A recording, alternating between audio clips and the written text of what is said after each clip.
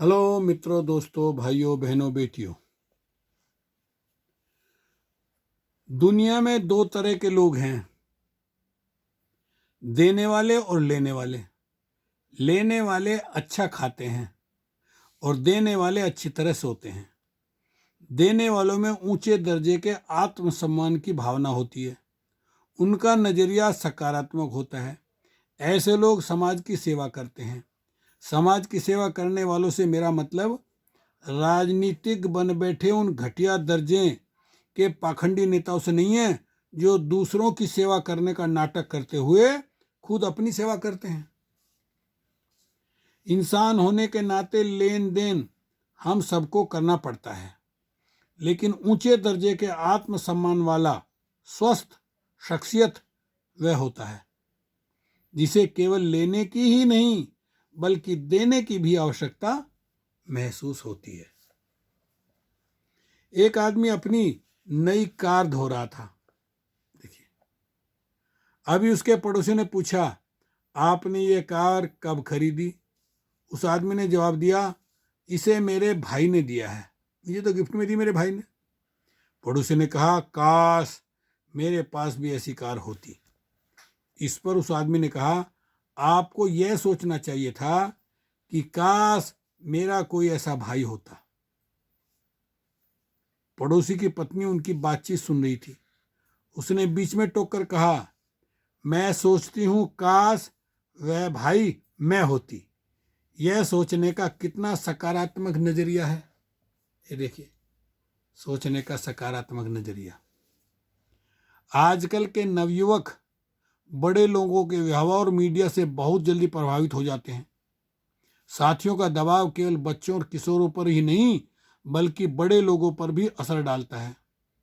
स्वाभिमान की कमी की वजह से लोगों में नहीं, धन्यवाद कहकर बुरे असर से दूर रहने की हिम्मत नहीं होती। ये नकारात्मक प्रभाव क्या है? नकारात्मक सोच वाले लोग, उदाहरण से समझिए। एक चील का अंडा किसी तरह से एक जंगली मुर्गी के घोंसले में चला गया और बाकी अंडों के साथ मिल गया। समय आने पर अंडा फूटा। चील का बच्चा अंडे से निकलने के बाद यह सोचता हुआ बड़ा हुआ कि वह मुर्गी है। वह उन्हीं कामों को करता जिन्हें मुर्गी करती थी। वह जमीन खोदकर अनाज के दाने चुगता और मुर्गी की तरह ही कुड़कुड़ाता। वह कुछ फीट से अधिक उड़ान नहीं भरता था क्योंकि मुर्गी भी ऐसा ही करती थी। एक दिन उसने आकाश में एक चील को बड़ी शान से उड़ते हुए देखा। उसने मुर्गी से पूछा, उस सुंदर चिड़िया का नाम क्या है? मुर्गी ने जवाब दिया, वह चील है। वह एक शानदार चिड़िया है, लेकिन तुम उसकी तरह उड़ान नहीं भर सकते क्योंकि तुम तो मुर्गी हो। चील के बच्चे ने बिना सोचे विचारे मुर्गी की बात को मान लिया। वह मुर्गी की जिंदगी जीता हुआ ही मर गया। सोचने की क्षमता न होने के कारण वह अपनी विरासत को खो बैठा। उसका कितना बड़ा नुकसान हुआ।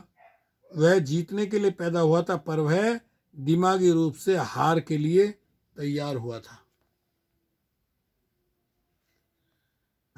साथियों, अधिकतर लोगों के लिए यही बात सच है। जैसा कि ओलिवियर वेंडहाल होम्स ने कहा, हमारे जिंदगी का सबसे दुर्भाग्यपूर्ण पहलू यह है कि ज्यादातर लोग मन में कुछ करने की इच्छा लिए ही कब्र में चले जाते हैं। हम अपनी दूरदर्शिता की कमी की वजह से बेहतरी हासिल नहीं कर पाते। अगर हम चील की तरह आकाश की बुलंदियों को छूना चाहते हैं तो हमको चील के तौर तरीकों को सीखना होगा। अगर हम खुद को कामयाब लोगों के साथ जोड़ेंगे तो हम भी कामयाब हो जाएंगे। अगर हम चिंतकों के साथ जुड़ेंगे तो चिंतक बन जाएंगे। यदि हम देने वालों के साथ रहेंगे तो देने वाले बन जाएंगे। और अगर हम नकारात्मक सोच वाले लोगों के साथ रहेंगे तो वैसे ही बन जाएंगे। जब कोई जिंदगी में कामयाबी हासिल करता है तो तुच्छ लोग उस पर कीचड़ उछालते हैं और उसकी टांग खींचने की कोशिश करते हैं। हम जब खुद को ऐसे तुच्छ लोगों से उलझने से बचा लेते हैं तो हम जीत जाते हैं। मार्शल आर्ट में सिखाया जाता है कि जब कोई हम पर हमला करे तो उसे रोकने के बजाय अपनी जगह से हट जाइए। क्यों? इसलिए कि रोकने के लिए ऊर्जा की जरूरत होती है। उसका इस्तेमाल और बेहतर कामों के लिए क्यों न किया जाए।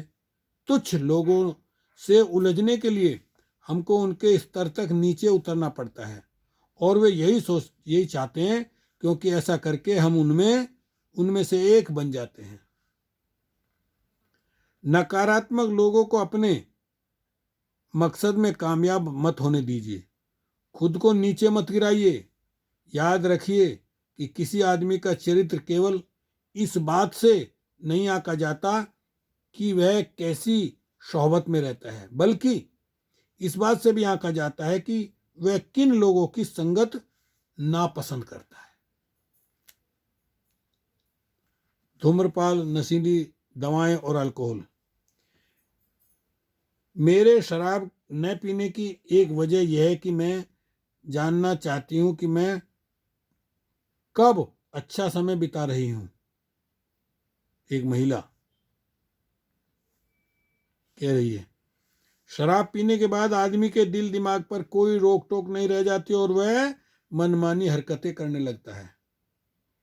साथियों, मुझे देखिए, आप यहाँ 32 साल हो गए मुझे बोलीविया में, और यहाँ 100% लोग बियर, शराब, नशीली वस्तुएं यूज करते हैं, प्रयोग करते हैं। लेकिन मैंने आज तक अपने आप को कंट्रोल किया है, और ये होता मन से। आज मन आप पर हावी है और होना चाहिए ये कि मन आपके कंट्रोल में रहे। सफर के दौरान मैंने देखा कि कुछ देशों में शराब पीना वक्त बिताने का जरिया बन गया है। अगर हम शराब नहीं पीते तो वे हमें इस तरह से देखते हैं जैसे कि हम कोई गलत काम कर रहे हैं। देखिए, उनका आदर्श मोटो यह है, अगर हमारी स्कॉच अच्छी है तो इसमें कोई फर्क नहीं पड़ता कि हमारी अंग्रेजी कितनी बुरी है। अगर कोई बैंकर उनसे पूछे कि आपकी नकद संपत्ति का क्या है तो वे स्कॉच की 2 बोतलें दिखा देंगे।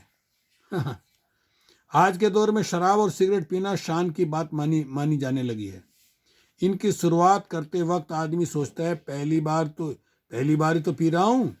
अगर हम लोगों से पूछें कि वे अल्कोहल, शराब या नशीली वस्तुएं क्यों लेते हैं, तो वे हमको जश्न मनाने, मजा लेने, दिक्कतों को भुलाने, तनाव दूर करने का तजर्बा करने, दूसरों पर रोब डालने। शराब पीना बिंदास होने की निशानी है। खुद को फैशनेबल साबित करने, मेलजोल बढ़ाने और व्यापारिक मकसद जैसी कई वजह गिना देंगे। हाँ जी, देखो, व्यवसाय करना है। भारत में मेरे एक मित्र हैं, वो पीते हैं। ऐसा तो कहते हैं जी मैं तो बुद्धिस्ट हूँ, लेकिन देखिए, अच्छे लोगों से संपर्क बनाना है, बिजनेसमैन से संपर्क बनाना है, तो ये शराब तो पीनी पड़ती है। जो काम मेरा 10,000 की रिश्वत दे के होता, वो काम मेरा 5,000 में हो गया, क्योंकि मैंने उनको शराब की दावत दे दी। ये देखिए, इस तरह की बातें लोग उदाहरण देते हैं। लोग खुद को साथियों की मांग के मुताबिक ढालना चाहते हैं। मुझे ताज्जुब होता है कि क्या तुम मेरे दोस्त नहीं हो? बस एक जाम सफ़र के लिए, केवल एक जाम मेरी सेहत के लिए, जैसे जुमले की वजह से साथियों के दबाव में कैसे आ जाते हैं लोग। सामाजिक दबाव की वजह से शराब पीने वालों के अंजाम को इस कविता में बहुत अच्छी तरह दर्शाया गया है। मैंने तुम्हारी सेहत के लिए शराब खाने में पी है, मैंने तुम्हारी सेहत के लिए अपने घर में पी है, मैंने तुम्हारी सेहत के लिए इतनी बार पी है कि पीते पीते मैंने अपनी सेहत खराब कर ली है। शराब पीकर गाड़ी चलाने से जिंदगियां चली जाती हैं।